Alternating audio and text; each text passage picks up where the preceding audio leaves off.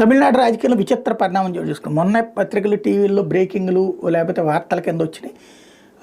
ప్రశాంత్ కిషోర్ విజయ్కి అండగా నిలబడ్డాడు కదా. ఏఐఏడీఎంకి 25% ఉంది, నీకు ఒక 20% ఉంటుంది. మీ ఇద్దరిది కలిపితే 45% ఉంటుంది. 45% ఓట్లను డిఎంకేని దెబ్బకొట్టాలంటే ఆ డిఎంకే ఓట్లు నీ వైపుకి వస్తాయి కాబట్టి వాళ్ళతో 10 తగ్గి నీ దగ్గరకు వస్తుంది కాబట్టి మీరు గెలుస్తారు. మీ ఇద్దరు చేయండి.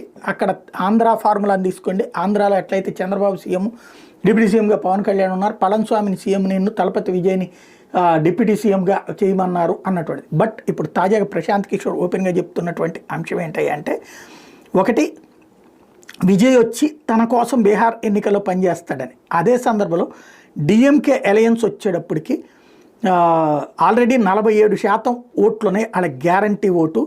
అదే సందర్భంలో విజయ్ ఒంటరిగానే పోటీ చేస్తాడు, దాంట్లో దాన్ని ఎంత దెబ్బతీస్తాడు డిఎంకేని, ప్లస్ ఏఐఏడిఎంకే చీలిన ఓట్లు ఒక